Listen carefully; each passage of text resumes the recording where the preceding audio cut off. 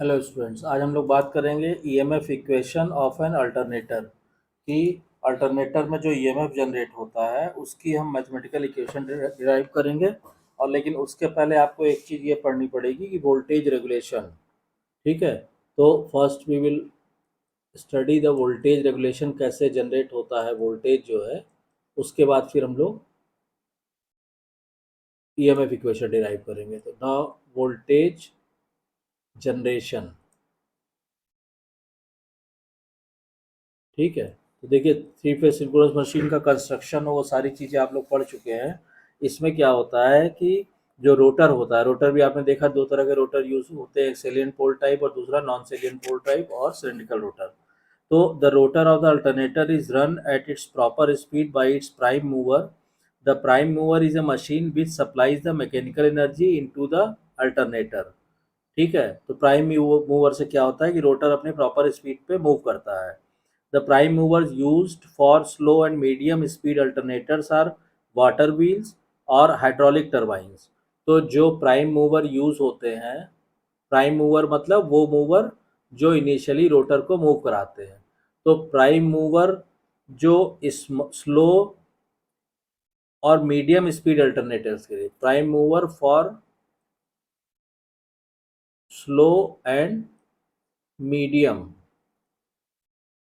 Speed alternator.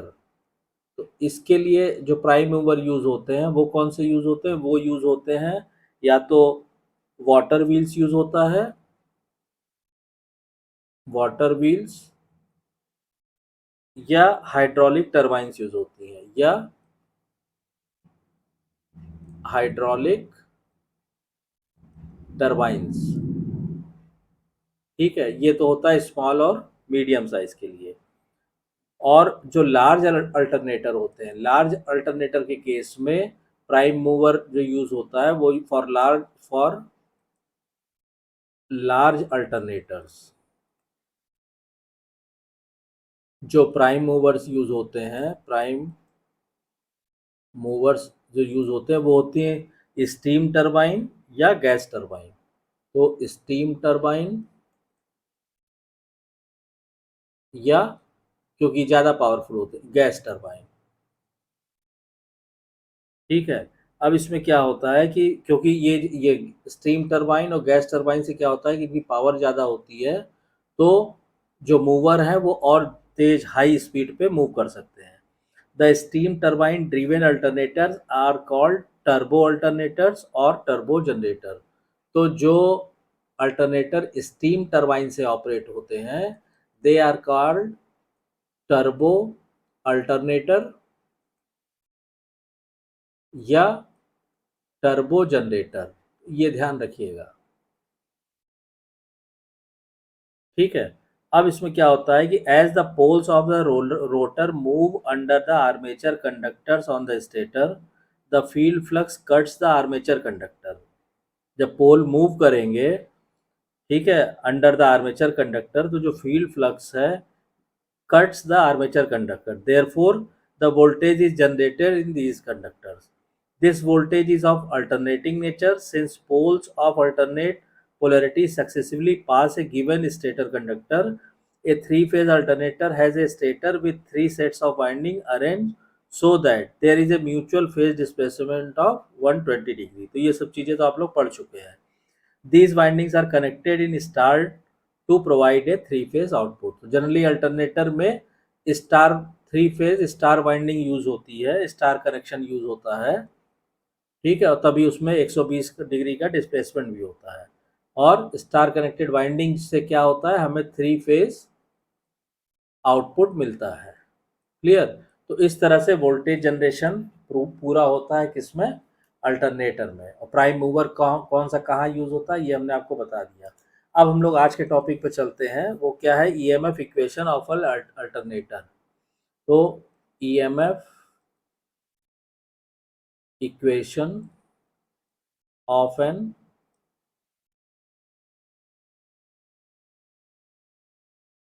Alternator.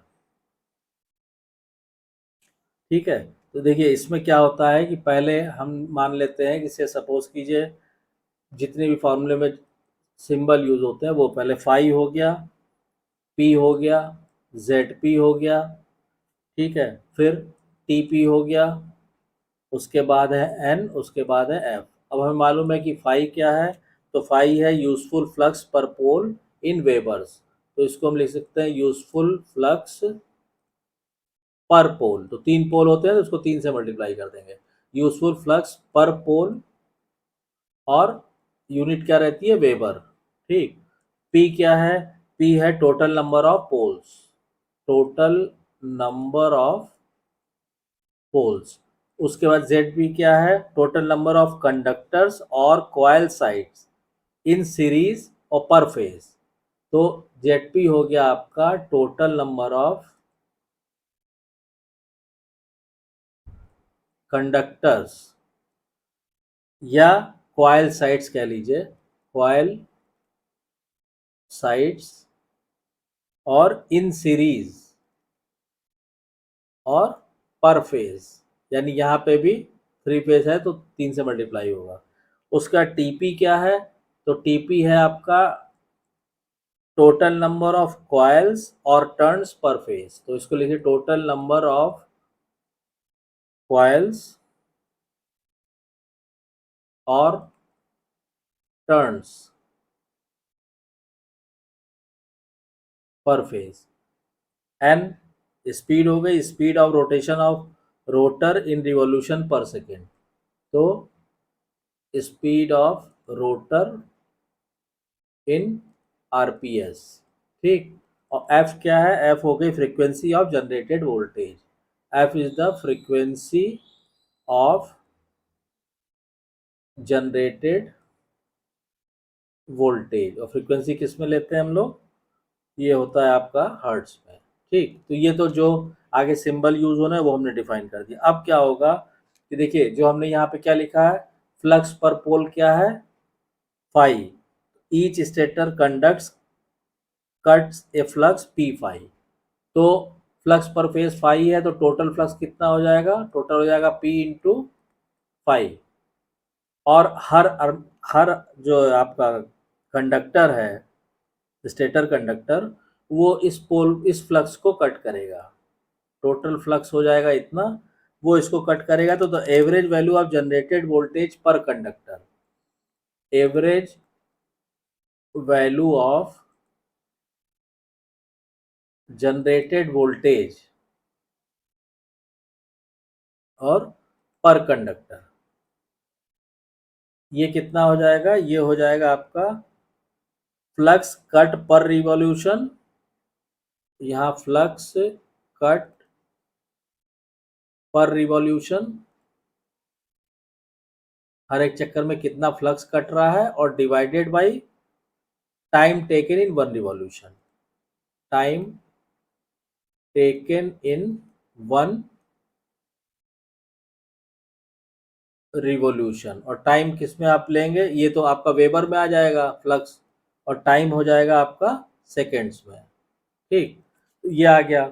अब इससे क्या होगा कि हमें मालूम है कि एन क्या है, स्पीड ऑफ रोटेशन। यानी since N revolutions are made in 1 second, one revolution will be made in 1/n second. भाई एन रिवॉल्यूशन हो रहा है आपका 1 सेकेंड में, तो एक रिवॉल्यूशन कितने में होगा, 1/n सेकेंड में।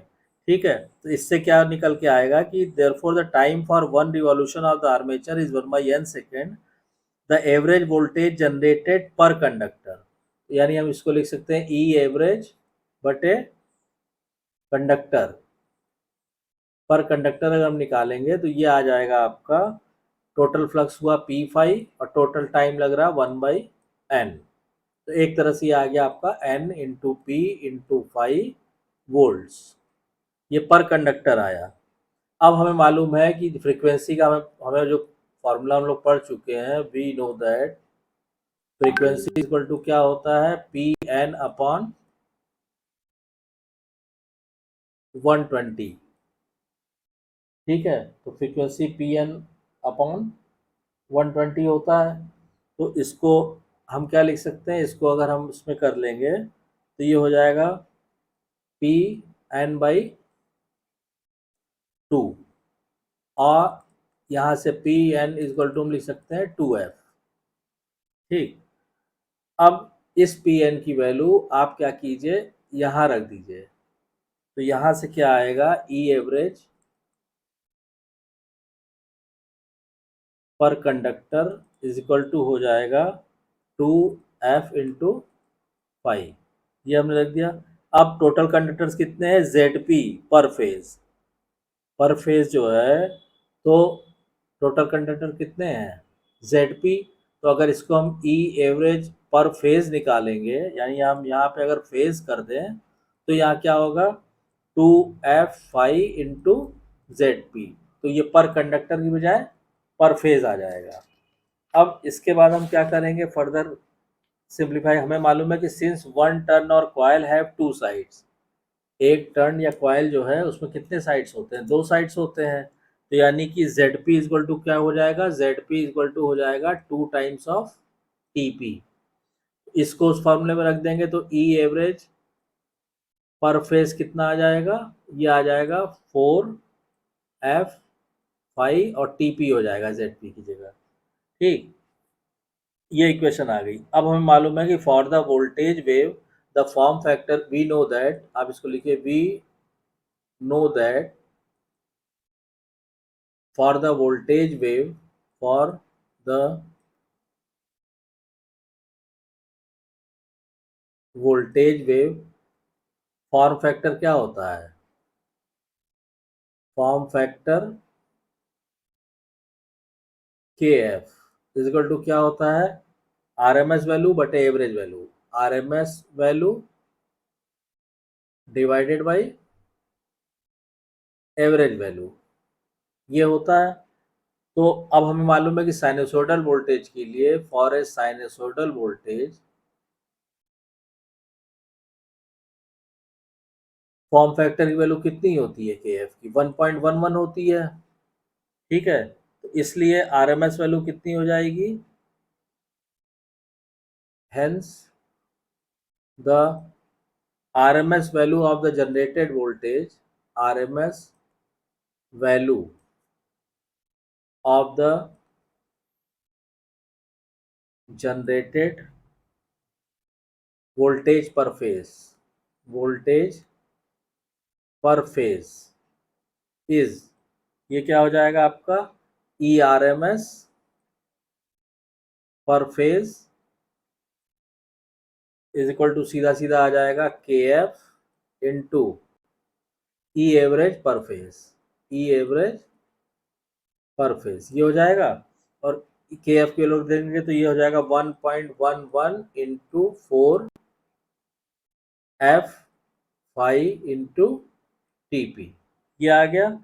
या इसको मल्टीप्लाई कर दिया 4.44F5 TP, ये आ गया आपका E R M S value per phase.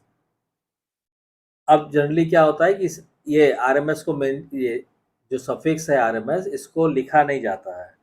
तो जब आप नहीं लिखेंगे तो the R M S value of the generated voltage per phase is given as EP equal to सीधा सीधा हो जाएगा 4.44F5 TP। ये हो गया R M S value of the generated voltage per phase, ये ध्यान रखिएगा। ठीक है, अब ये है कि इसको डिराइव करने में हमने जो अजम्पशन माना था, ऑलरेडी ये माना था कि coils have got full pitch. तो अजम्पशन जो हमने लिया था इसको डेरिवेशन में, वो आप इसमें मेंशन कर दीजिएगा कि एक तो हमने मान लिया था कि साहब coils have got full pitch, full pitch, पहली चीज तो ये मान के हमने डिराइव किया है। दूसरा क्या है कि all the conductors are concentrated in one stator slot, all the conductors are concentrated in one stator slot। तो ये अगर अजम्पशन हम मान के चलें कि कॉइल्स को, सब सारी कॉइल्स की पिच फुल है और सारे कंडक्टर एक ही स्टेटर स्लॉट में कंसंट्रेटेड हैं, तो आपका RMS value of EMF generated voltage per phase ये आ जाएगा। तो इस तरह से आप इजीली ईएमएफ इक्वेशन डिराइव कर सकते हैं किसी भी अल्टरनेटर के लिए। तो आई होप कि आपको ये क्लियर हो गया होगा। कोई डाउट्स, कोई कन्फ्यूज़न है तो आप कमेंट लाइन में कमेंट करके पूछिए। और अगर वीडियो कंटेंट पसंद आ रहा तो प्लीज़ वीडियो को शेयर कीजिए, लाइक कीजिए, चैनल को सब्सक्राइब कीजिए और नोटिफिकेशन बेल को ऑन कर दीजिए ताकि नेक्स्ट वीडियो की इन्फॉर्मेशन आपको तुरंत मिल सके। Thank you.